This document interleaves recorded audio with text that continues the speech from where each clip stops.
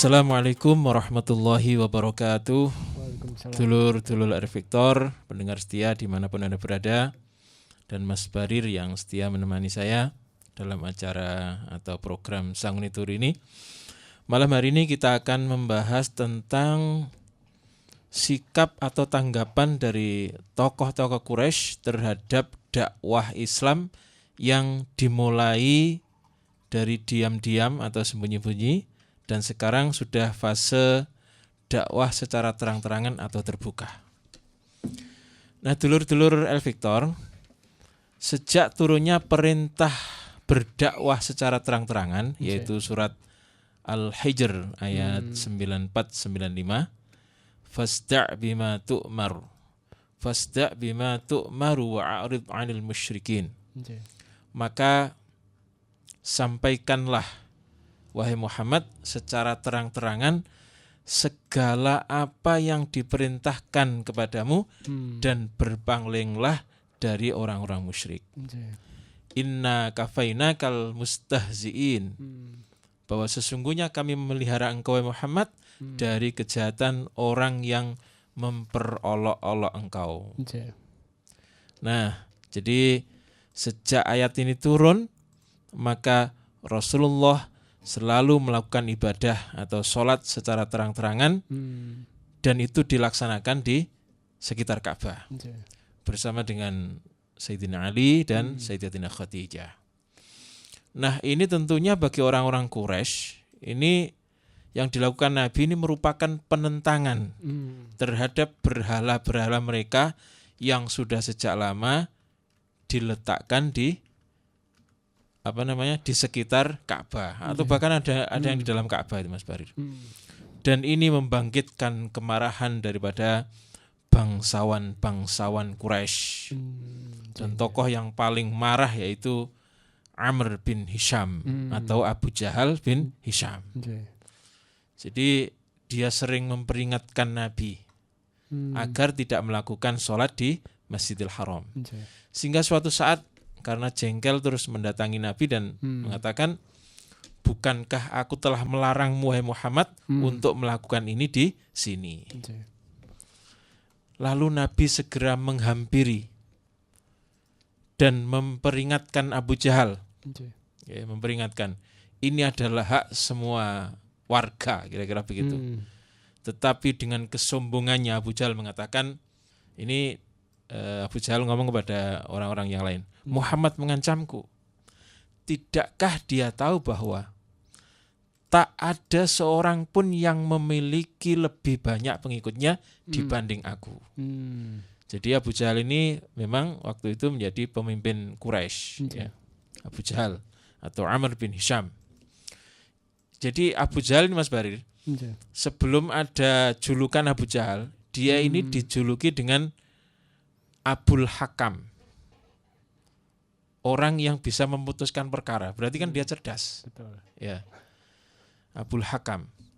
Tetapi setelah penentangannya terhadap dakwah Nabi, kemudian ada julukan tersendiri. Bahkan julukan ini dari pengikutnya, karena dia melakukan sesuatu atau melakukan penentangan kepada Nabi yang tidak menggunakan nalar, sehingga kemudian disebut dengan atau dijuluki Abu Jahal. Awalnya setiap ada orang yang bersengketa, itu rujukannya Abu Jahal, Mas Barir. Yang memberikan keputusan Abu Jahal. Sehingga dia disebut dengan Abul Hakam. Bapaknya orang yang menghakimi. Masya Allah. Nah, dulur-dulur El Victor, sebagai respon kesombongan daripada Abu Jahal itu, Allah menurunkan surat Al-Alaq ayat 9 hingga 19. Untuk lumayan panjang ini. A'udzubillahi minasyaitonirrajim. Ara'aital ladzi yanha 'abdan idza shalla. Itu 2 ayat 9 sama 10. Bagaimana pendapatmu tentang orang yang melarang seorang hamba ketika dia melaksanakan sholat? Jadi yang melarang adalah Abu Jahal, yang dilarang adalah Rasulullah Sallallahu Alaihi Wasallam. Tetapi usaha ini tidak berhasil karena Abu Jahal melihat sesuatu yang menakutkan. Jadi ketika dia ingin mendatangi Nabi, mengganggu Nabi, Abu Jahal ini ketakutan sendiri, Mas Bari. Kenapa sih? Ya karena memang penjagaan Allah. Dia seakan-akan melihat sesuatu yang menakutkan. Gitu ya. Ya. Mau mendatangi Nabi, mau mencelakai Nabi, tiba-tiba dia gemetaran. Akhirnya kembali. Ini adalah bentuk daripada penjagaan Allah kepada Rasulnya. Setelah Rasulullah selesai sholat, disampaikan berita itu kepada orang-orang. Ya. Kemudian Rasulullah mengatakan, kalau Abu Jahal berbuat demikian, niscaya dia akan dibinasakan oleh malaikat. Jadi andaikan Abu Jahal ini mendekati Nabi kemudian mau mencelakai Nabi, sudah berbuat, maka dia pasti akan dibinasakan oleh malaikat. Sebab orang-orang yang lain, Mas Barir, ketika Abu Jahal mendekati Nabi itu memang mereka melihat bahwa Abu Jahal ketakutan, gemetaran gitu. Sebelum sampai Nabi, sehingga dia kembali. Masya Allah. Kemudian ayat berikutnya, Ara'aita in kana 'alal huda au amara bittaqwa. Bagaimana pendapatmu jika yang dilarang itu, yaitu sholat itu, berada di atas kebenaran atau petunjuk, atau dia menyuruh bertakwa kepada Allah. Ara'aita in kadzdzaba wa tawalla alam ya'lam bi annallaha yara. Bagaimana pendapatmu jika yang melarang itu mendustakan dan berpaling? Tidakkah dia mengetahui bahwa sesungguhnya Allah Maha melihat segala perbuatan yang dia lakukan? Ini ditujukan kepada Abu Jahal. Kalla la illam yantahi lanasfa'am bin nasiyah nasiyatin katibatin khati'ah. Sekali-kali tidak. Sungguh jika dia tidak berhenti berbuat demikian, ini Abu Jahal yang dimaksud, niscaya kami tarik ubun-ubunnya ke dalam neraka. Yaitu ubun-ubun orang yang mendustakan dan durhaka. Falyad'u nadhiyah sanad'uz zabaniyah. Maka biarlah dia memanggil gulungannya, yaitu memanggil orang-orang yang menolong dia, yang mau menolong dia. Kelak kami akan memanggil malaikat zabaniyah, yaitu malaikat yang menyiksa orang-orang yang berdosa. Ini khusus ditujukan kepada Abu Jahal. Kalla la tuti'hu wasjud waqtarib. Sekali-kali janganlah kamu patuh kepadanya dan sujudlah serta dekatkanlah dirimu kepada Allah Subhanahu wa taala. Ini ayat yang menjawab kesombongan daripada Abu Jahal. Lalu bagaimana penentangan yang dilakukan oleh tokoh-tokoh Quraisy? Jadi Rasulullah tetap mentaati perintah Allah, yaitu berdakwah secara terang-terangan. Ya, karena ini perintah, Mas Bari. Beliau selalu melakukan sholat secara terang-terangan dimanapun beliau berada. Terutama di tempat-tempat berkumpulnya orang-orang ketika waktu haji. Jadi setiap bulan Dzulhijjah sebelumnya sudah mulai, Mas Bari, berdatangan. Sehingga yang disebut dengan bulan haji itu ya ini, setelah puasa itu bulan haji. Karena mereka sudah mulai berjalan untuk melakukan ibadah haji. Nah, jadi Nabi ini sengaja untuk sholat atau membacakan Al-Quran di tempat orang-orang yang biasanya berkumpul untuk menunaikan ibadah haji. Hal ini kemudian menyebabkan orang-orang Quraisy ini mengeluarkan kata-kata ejekan, mengeluarkan kata-kata celaan ya, kepada Nabi, dan semakin hari semakin membuat telinga itu semakin panas, semakin pedas ya kira begitu. Maka suatu saat Nabi ini berjalan melewati seseorang yang bernama Hakam Abu Marwan. Melewati Hakam Abu Marwan. Nah, melihat Rasulullah ini, Hakam langsung bereaksi dengan umpatan dan cacian. Sambil menunjuk-nunjuk itu ya, sampai sama jarinya kepada Rasulullah. Dan nampaknya Rasulullah gerah juga, Mas Bari. Diperlakukan seperti itu. Sehingga kemudian beliau menoleh ke arah Hakam Abu Marwan ini, lalu beliau menengadahkan tangannya dan berdoa, wahai Allah, hentikan dia. Wahai Allah, hentikan dia. Dan doa ini dikabulkan, Mas Barir. Hakam terdiam gemetar di tempat. Tangan dan bagian wajahnya ini sampai kelihatan sekarang itu namanya tremor ya. Tremor, gemetar yang dahsyat itu. Tremor ya. Masya Allah. Jadi tremornya tidak bisa dikendalikan. Itu karena Nabi berdoa seperti itu. Wahai Allah, hentikan dia. Ocehannya hentikan. Sehingga untuk ngomong saja tidak bisa. Gemetar semuanya. Masya Allah. Dan tidak hanya itu, Mas Barir. Suatu hari Rasulullah ini sedang bersama malaikat Jibril. Tapi kan orang-orang tidak kelihatan ya. Melewati 5 orang musyrik. Maka orang-orang musyrik ini, 5 ini berjalan satu-satu menghampiri Nabi sambil mengeluarkan kata-kata ejekan, kata-kata hinaan gitu. Lalu Rasulullah mengadu kepada malaikat Jibril. Wahai Jibril, lihatlah mereka itu. Betapa jahatnya mereka. Jadi mengejek satu, pindah. Dan kemudian Allah Maha mendengar, Maha tahu apa keluhan Rasulnya. Lalu apa yang terjadi? Mereka berlima ini mati dalam keadaan buta dan dalam keadaan tersiksa sebelum Nabi hijrah, Mas Bari. Sebelum Nabi hijrah. Itulah bentuk penjagaan Allah yang sudah dijanjikan kepada Rasulnya dari gangguan orang musyrik. Masya Allah.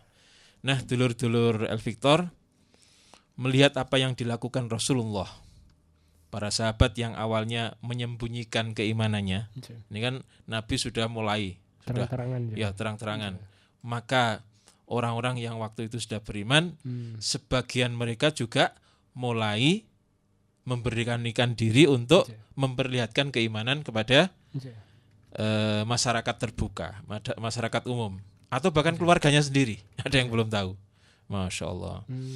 Maka tercatatlah ada 7 orang pertama kali yang mengaku secara terang-terangan bahwa mereka telah memeluk Islam. Di antaranya adalah Sayyidina Abu Bakar As-Siddiq, kemudian Sa'ad bin Abi Waqqas yang kemarin pakai rahang unta itu untuk memukul kepala orang-orang musyrik itu sampai berdarah. Kemudian ada Ammar bin Yasir dan ibunya yaitu Sumayyah. Kemudian Suhaib bin Sinan. Kemudian ada Bilal bin Rabah. Masya Allah. Jadi yang saya sebut 3 nama itu semuanya budak. Dan mereka berani mengumumkan keislamannya secara terang-terangan. Kemudian ada Al-Miqdad bin Al-Aswad, atau juga disebut dengan Al-Miqdad bin Amr. Sebab kalau Al-Aswad itu ayahnya, kalau Amr ini bapak angkatnya, Mas Bari. Jadi di antara 7 orang ini ada 4 sahabat yang bukan kehormatan, tapi kemerdekaannya sebagai manusia direnggut, yaitu sebagai budak, yaitu Yasir bin Amr, Ammar bin Yasir, kemudian ibunya Sumayyah, ada Suhaib bin Sinan dan Bilal bin Rabah. Itu budak, Masya Allah. Nah, suatu hari, Mas Barir, beberapa orang sahabat ini berkumpul untuk membicarakan bagaimana caranya supaya mereka bisa memperdengarkan Al-Quran kepada orang-orang musyrik Quraisy itu. Lalu mereka berpikir untuk mengutus seseorang. Nanti orang ini mendatangi mereka lalu membacakan Al-Quran. Dengan harapan apa? Akan ada pengaruh positif bagi orang-orang yang masih belum beriman. Nah, ini ada seorang pemuda yang namanya Abdullah bin Mas'ud, yang nanti namanya disingkat menjadi Ibnu Mas'ud. Jadi kalau ada Ibnu Mas'ud berarti Abdullah bin Mas'ud. Ibnu Umar juga Abdullah bin Umar. Sebab nama Abdullah pada waktu itu sangat banyak, sehingga bisa dilihat dari belakangnya siapa. Masya Allah. Jadi Abdullah bin Mas'ud ini seorang pemuda yang termasuk daripada orang-orang yang pertama kali memeluk Islam. Nah, Abdullah bin Mas'ud ini menyatakan kesanggupannya, Mas Barir, untuk menyampaikan atau membacakan Al-Quran di khalayak umum. Masya Allah, ini masih muda. Tetapi dicegah oleh para sahabat yang lain. Sebab tugas ini mengandung risiko berat. Bisa saja kemudian mereka melakukan siksaan atau perbuatan buruk yang bisa dilakukan pada Abdullah bin Mas'ud. Sebab Abdullah bin Mas'ud ini bukan dari suku Quraisy. Jadi kalau dari suku Quraisy mungkin agak sedikit lebih aman karena sungkan kepada sukunya. Masya Allah. Sehingga para sahabat mengkhawatirkan keselamatannya. Tetapi yang namanya Abdullah bin Mas'ud ini bersikeras, Mas Barir. Ya, biarkan saya yang menjadi utusan. Jadi dia ingin menjadi orang pertama yang melakukan tugas berat itu. Ia menyerahkan keselamatannya kepada perlindungan Allah Subhanahu wa taala yang maha kuat dan maha mulia. Maka keesokan harinya ini Abdullah bin Mas'ud ini mendatangi Masjidil Haram. Ya, tepat di waktu kira-kira waktu duha itu banyak orang-orang Quraisy yang kumpul di sana. Kemudian dia datang ke sana, lalu dia duduk di makom Ibrahim. Makom itu bukan makam ya. Makom itu tempat berdiri ya. Makom itu tempat berdiri. Koma itu kan berdiri bahasa Arabnya. Jadi tempat berdiri Nabi Ibrahim ketika membangun Ka'bah, itu namanya makom Ibrahim. Abdullah bin Mas'ud duduk di sana, kemudian dengan suara lantang dia membacakan surat Ar-Rahman ayat 1-4 awalnya, tapi kemudian diteruskan. Ar-Rahmanu 'allamal Qur'an. Ar-Rahman 'allamal Qur'an. Khalaqal insan 'allamahul bayan. Allah yang Maha Pengasih yang telah mengajarkan Al-Quran. Dia menciptakan manusia dan mengajarkan pandai berbicara. Masya Allah. Abdul bin Mas'ud meneruskan bacaan-bacaannya dengan suara lantang, suara keras, sehingga orang-orang musyrik itu menjadi heran, Mas Bari. Mereka mulai memperhatikan apa yang mereka dengar sambil bertanya-tanya. Apa yang dibaca oleh anak gak tepak itu, Abdul bin Mas'ud ini. Lalu sebagian mereka yang sudah pernah mendengar Al-Quran, Mas Barir, dan sudah pernah dengar cerita-ceritanya, mereka mengatakan bacaan-bacaan inilah yang katanya diturunkan kepada Muhammad. Masya Allah. Dan Abdullah bin Mas'ud atau Ibnu Mas'ud ini tetap melanjutkan bacaannya. Sedangkan orang-orang Quraisy ini seakan-akan mulai tersadar dari pengaruh hipnotis, Mas Barir. Jadi ketika mendengarkan ayat-ayat Al-Quran itu mereka terhipnotis. Mereka menikmati. Ya memang ini bahasanya luar biasa, Al-Quran itu. Sehingga mereka seakan terhipnotis. Lalu mereka segera mendatangi Abdullah bin Mas'ud, memukul dan menampar wajahnya. Jadi dipukuli Abdullah bin Mas'ud ini. Tetapi Abdullah bin Mas'ud ini tetap tak bergeming. Dia tetap meneruskan bacaannya tanpa mempedulikan rasa sakit yang ada di wajah dan badannya. Masya Allah.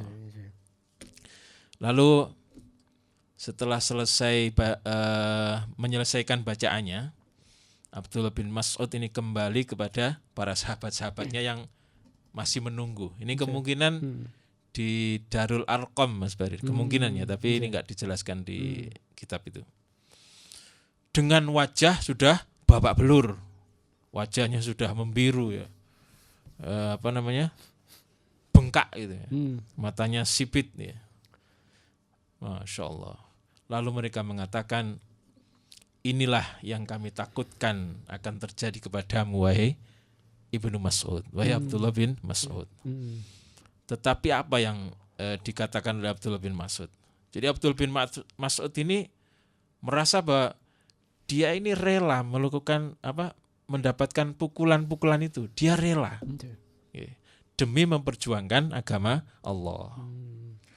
Bahkan dia masih menyatakan kesanggupannya apabila dia ditugaskan kembali untuk membacakan ayat-ayat Al-Quran kepada orang-orang Quraisy itu. Masya Allah, ini Abdullah bin Mas'ud.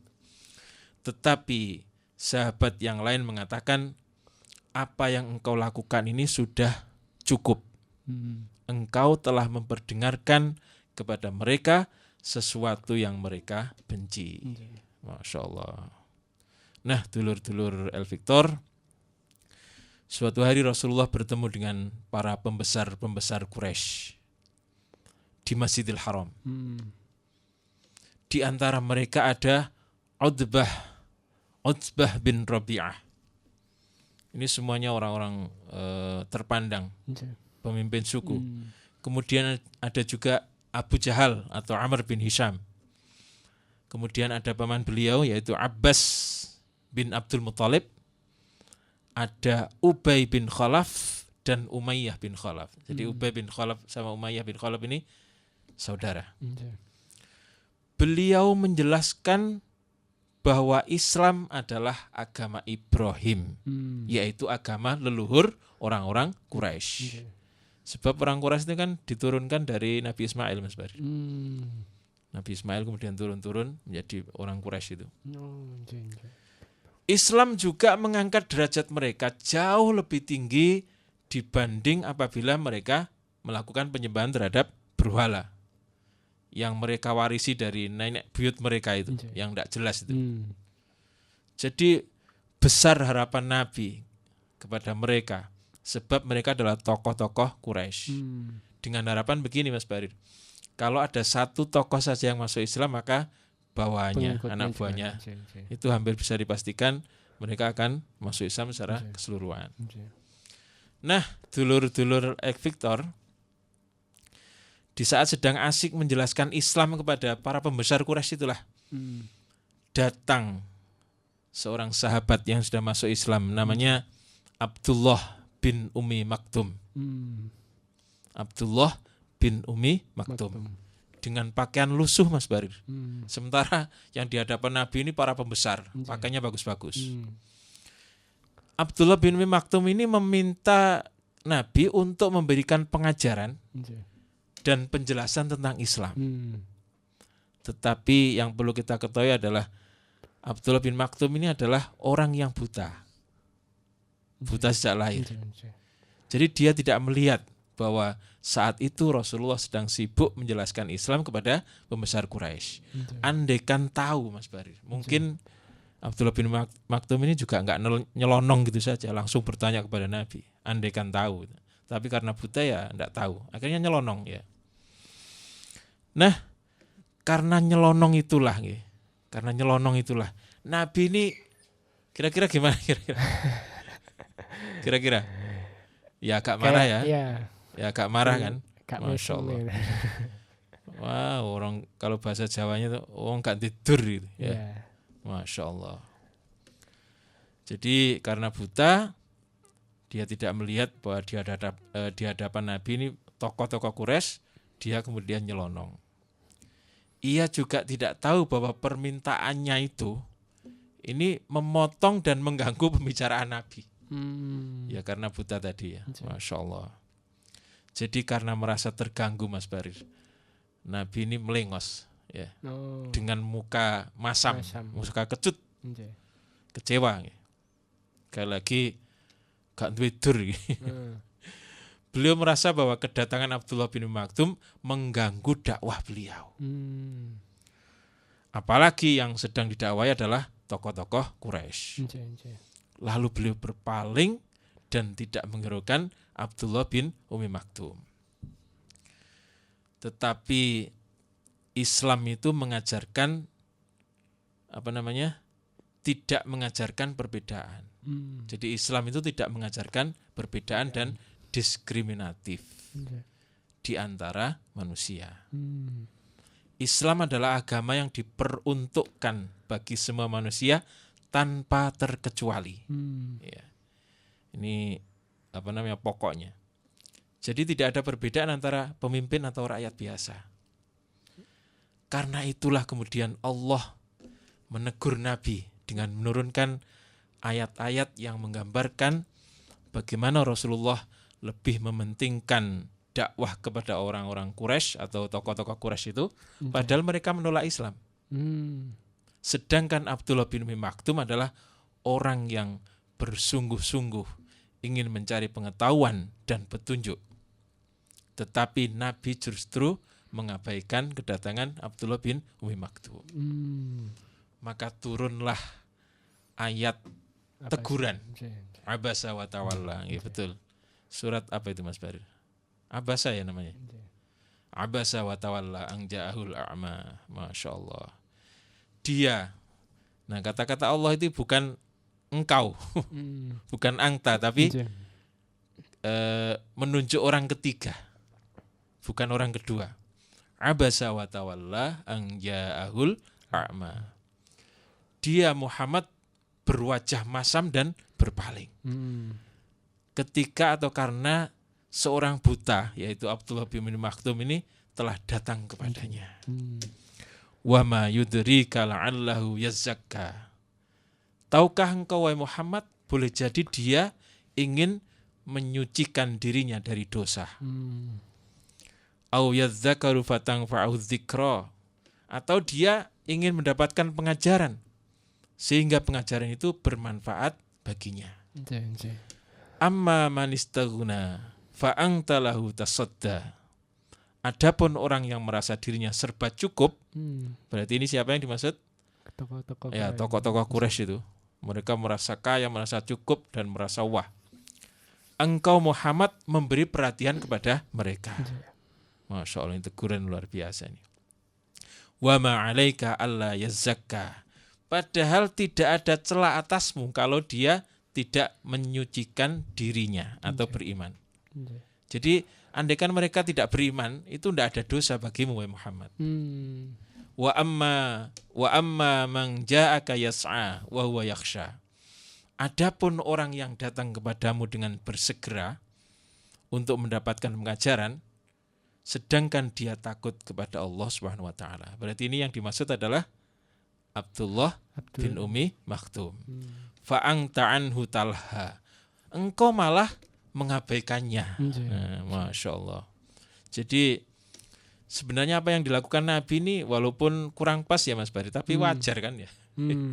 Bayangkan kalau kita punya tamu, misalnya tamunya adalah gubernur, kemudian Kapolres, Kapolda misalnya, bertamu di rumah kita, ya Bu Khofifah, kita sedang ngobrol asik dengan mereka, menjelaskan sesuatu, tiba-tiba ada orang yang nyelonong, lalu langsung bertanya, Masya Allah, bagaimana sikap kita kira-kira? Ya sama kira-kira seperti Nabi. Tetapi sekali lagi itu dirasa kurang sesuai dengan ajaran Islam.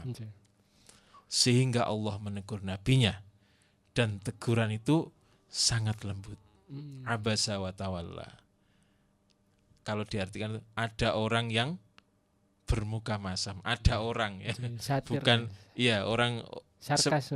Iya betul menyindir gitu ya. Menyindir, bukan langsung kepada Nabi. Masya Allah. Nah, akhirnya kemudian Nabi sadar bahwa yang dilakukan adalah sesuatu yang salah. Lalu bagaimana sikap Nabi kepada Abdullah bin Umi Maktum dan bagaimana sikap Nabi kepada ayat-ayat yang turun itu akan kita bahas pada pertemuan yang akan datang.